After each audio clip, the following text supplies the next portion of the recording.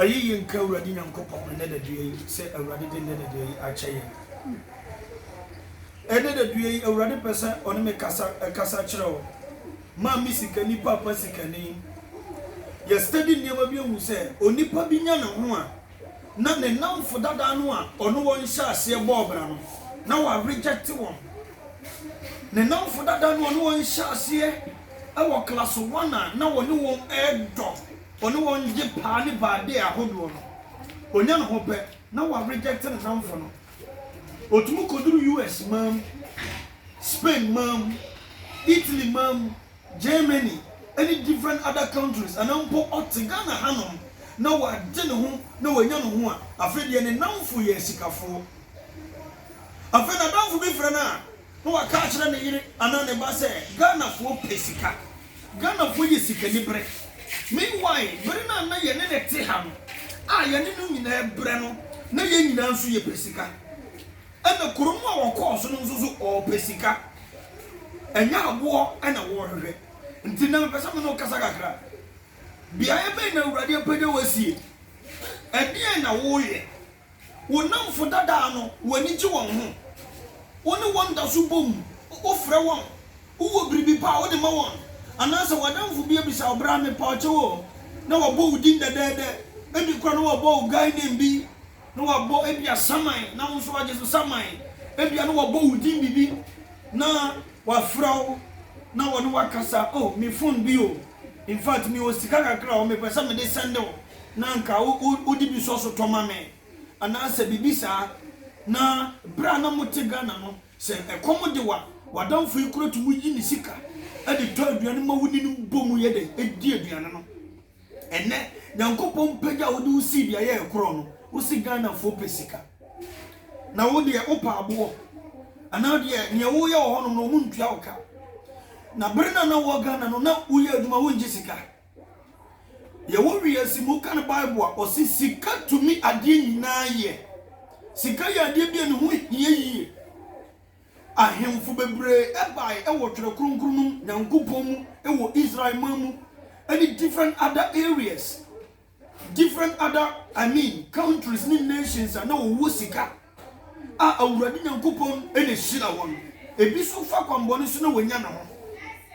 ana enne wunya wo ho onamfo no won won hyɛ ase bɔɔbra no wonni won bio wa block won nyina ran wo da so fro hu so yo kristoni o kristoni ba edi sa adwuma ema eyeye o kristoni bari ma yesa mani eyeye nsa atete aduane hye wonum dam sansa yenka enne nipa ma bi won ma wayi won sika ene wo hunyade e de ma won nua bi wonamfo binum ama watu kwan wo koye no wa reject won fa won courts ebi wo Ghana haya wonu nsusu obi aton ne ntoma obi afa sika kokɔ wo wiye sika kokɔ e de ma obari ma bi oba bi ama odiye no onkai afi wo woni posuban osanso from who said me Kristo ni na sana nyankopɔn se yenyo enti yenhwe ade bi wa onipa biara wonya no ho a na ne wire afi wona one won hyɛ abrabɔ na se no sa onipa no ye wudini ebrina na wonya wo ho no na ye nyina ye hiafo na ye nyina ye namfo hiafo namfo ye bɔbra se ye benya biribi ye bɛden ye bedie ni ne ye bɛnom na wo namfo nya asikafo bra papa mame na wo namfo ete se ye nya na wo namfo ne ye na ye nyina ye bomu sresre gari ena na ye sre ne ye di na ye nyina ye bomu dadan baako emema mako 10 na ye da 1 bedroom emama mako 7 na ye nyina ye da 1 bedroom na edruba bi kura ye nyina ye share brazier o shaka kra na wadamfo so agasa mpacho ma misu mi hyebi ene de mi mpie awia 12 o'clock mi mpie eni ntimata de ne hyekɔ o de ba na mi nso ma sha ye den e de opue anumre na ye share under we nyina na ye share apart from panties na ye share boxer na ye share biri biara wo spectacles wo mpabo wo bibia na ye share sister uye widini unye Kristo ni papa uye onipa bia wadwe dawuti ye bronsa madwen enye bronsa na ti mu a enka wona oni won share tu kusibon no se wodie ye pamu kusie no a na ye ntumi anchi kusie no na wotumu chiku se na de baba me ya chaare enka wusi ye no mpo a wuduru bia ya ekoro no pagya ye mu mienu e ana pagya mu baako na ka kire no se adwoa ana abana na kwabra na kosua ana se yawo ebri amama wusuo si sa level yi wonso ma ye namfo no baako so ye den fo si sa level foforo na ye pagya ye ho ye pagya ye ho me ti ame no kasa no obi abutumi ablock me number a waka kire obi se mo mfre me bio na kontuo ene ni bibia gire nyame so e wo ye nso wa block me nipa bayam ye nsa obi okro send ni message anya bibi na wo hio enye sika na wo hio wo send ni preaching message e kasa tie dwamamo ba bia wo wona wo ye yie no bringa na wo nye ye na nyina ye bobra konkron na nyina ye preaching nyina ko evangelism ye ko information centers to information centers afedi wunya wo no wuduro firi se atopabuo dwaman ye bone sese wo bo dwaman tie di preaching ma na dwamamo wo ma na wa delete message na wasinya block number no na wa ma warning e wo namfo aka se wo wunima de me number be ma Solomon no me block wo so number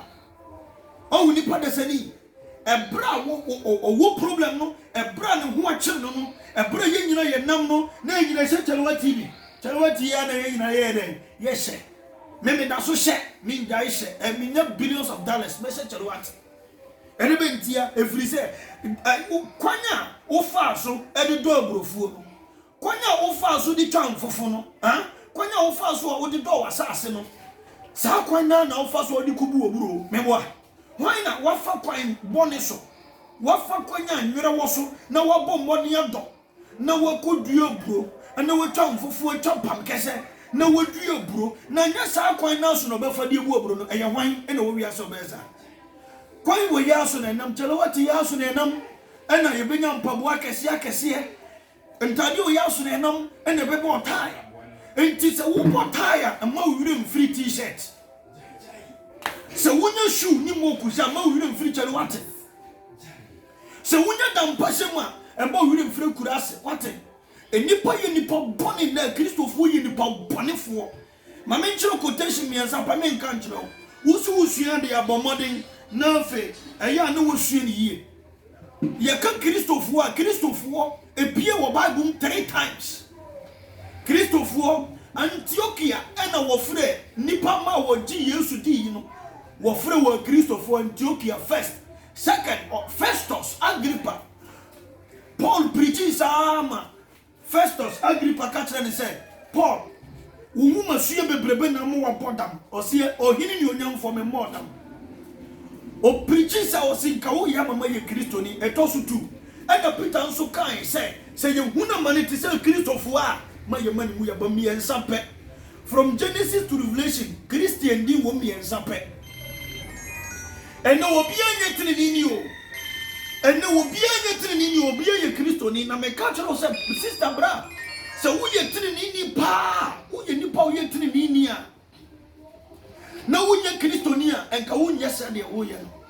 enka wona no ebo modern dum wo bo abaso wo encourage you say fransashe ku ayibonum fransashe kotobonum na fe bo atwade se de be abo ne nka wo duru no hono ma because wonum atwade a wonum atwade na wo de chi ayi okoto ka okra nya oya ti se ne wo bi unsem se a wo de ko ene wo de ko chi no bi ko nya unsa se obe den ka enti fatwade no pia bo na otare ho na wo bi unsem ayere achibia encourage you and now we have passport now we nim so be passport uti Germany uti different other country biaya wo Denmark ni ade na wunya we say one day obetumi akotra we ho citizen and now we nam for bi mu support ene bosia bo ma mi bia da wo ma papa bia da wo ma na wote ho udu ho no nso no wo yure fisa ni pa no wa reject say ni pa no ene wa reject say ni pa no ababa wa no brebo ho ka no wa reject no so ye Kristo ni me ka kira wo nama yate yase ne akosie da mo ko asore akosia nsamfon mudi modeja maba wa di modeja ko kire meboa problem bi anim na mo me kasa se adamfo pa eya adamfo a unamfo a wode won sha se free bresanten any many years ago abeduru ne no on reject word sa adamfo na pese oye bi me reject madam for baako kura o mabrabo me nyame hu nya billions of dollars and euros and kedi me tre kedi na ye Kuwait dinar me reject madam for baako kura da na mom me ye wona na wonso e o sha se nya dollars $300 ne $400 unyanya $30,000 $100,000 mpo onam fufu ya ho ramo onam funa no won sha se won pabu ma no won mo koba no enne wo fro se ye bom pa kura won pekeko wa bre wo so onam fo ha adwen onipa papa onipa wo suro wurade ye beka so ye Kristo ni papa no eye wo nipa onya ne ho no ebre na wo bre no sa bre no mu no o fa bre no mu ni nipa bi na fa bre no mu ene wo benya no ho onipa no ni wura mfiri wona wone won bre ye no sa wo nipa na ye Kristo ni tiri ni Yesu Kristo si mi komi nyamu nyanka me koko siese baby ama monasam me kono me ko siese baby ma wo manya fie me ba be fam akọ baby am ye den me wo no e hono mo nso be den mo betena ene oni na suafo no hye wombo eduba bi osi mo ye me nanfo eduba bi osi mo ye me nuanom wo hu sa eduba bi osi mo ye masuafo afedie o hye wombo osi tena bi pii wo manya fie afedie osi mo gidi a mo ba ye ne so kye ne miye ena adamfo wo ade no na wo sua no me ba ye me ya adamfo me ba ye me sua de na me ye ni ye master pa ma asa no wo akoto modro pa me akubi ye nyina na ye she preach ase ena ye bompa ya na ne awurade di ye mu bi mo sisi ba bi a ebi mu wei enti nipa no wa bompratre ni wa ye fasting wa ye akonchire wa bompa ye wa read the bible na honhon kwata ni mu na wa bompa ye wa Yesu dim na yare ko honhon fie dane afewu wantumi anya saa wodi atopabuo na namu wuntumu nya binti wa ba yatamfo munkubu nutu nkunu meboa onamfo be na no won hyase me bi sa wo papa mame onamfo no won hyase share the same pant no ene wo wakoba bia wo nhye pant wo pant is more than 20,000 o bag we kolak ne tintini sei pant is nko kolak brazier nko kolak any underwear ni ade ni nyine kolak atenti onamfo bi mo tegana ha oni wonyina mpo na tegana ha obi onmra wo no hye no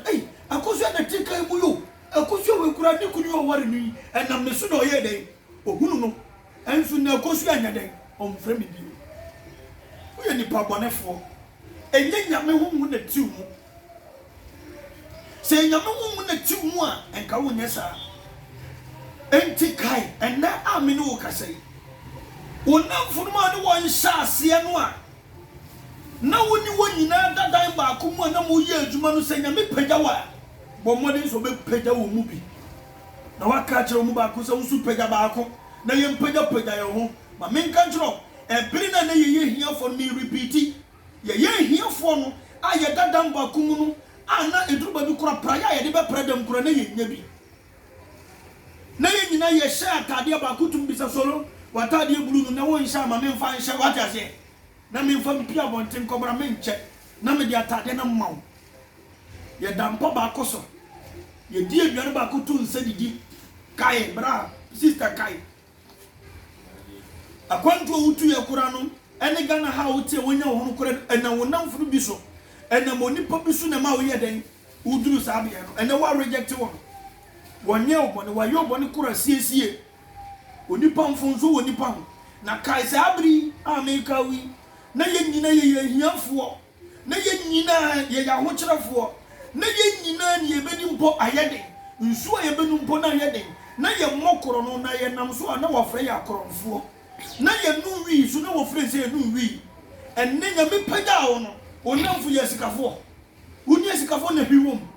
tamna na ye nyina hia ye no na sikafo no so hu ya wo de won ka ebo nsu de ye de ediku ye nso enne wa bagan ni wo ye nyina na papa bi a wote ase hoi ode de ka bo nsu bu ye so biri bia na ye kodo pa no ba de bia ye gi afuo ayi wo se afuo yi abrofuo yi wane ka ba de na ene kwaku kramente ayi wo se adwo monica ni nua be mai a mo fra ne yawo ivansi mavis ni ayi ni daniel ene ayi odas na ye ni omunyina na edo pa ye nyina ye portrait farm ya kwa na sikani no de ka no bonzo gu so na ya ka omuade ana enye nipa na yenye nipa na ene wunya ho no wura firi sa hiafo ho wura firi so bia bonzo gu so nti wo so be ya ho akesesem bronsanjem ya wo level wate se wan sachera no wo mo ni ma wo ho so na wo ya wo te se wona na wo triti amba na wo triti amba dia awurade mfa ho nkyɛw to kan babo si mami nya me hu pi na me manfa me ho anya de antuma hunyade so na mankaso nya bibiara ni se bre wonya ho kakra yi hubu so nya minyi wa papa ma me sachera efri se enche Mizaya beba bio Adonai onhyira se na futu se obekai na wo sua na wo de oto utim na wo de abobra ani de kwanso ya mampai awurade nyankopon ayeye nka wodin ena da due yi me de wonko no mfra watie mi hye wonsam hye wo bibiara wote me nka na anionyam na ma ne wo ka fa me so no so wote a enye biribi pa wo wabrabom na ma wonka wonfafo na wo ne won hye ase wo hia ne ho kyerem no na won so mpega wo mu binu nsi bia ya ekoro awurade ye na wo pe na wo adiadanse se honhom ena tie mu ayeye nka awurade din ewo odoba Mizaya din amen.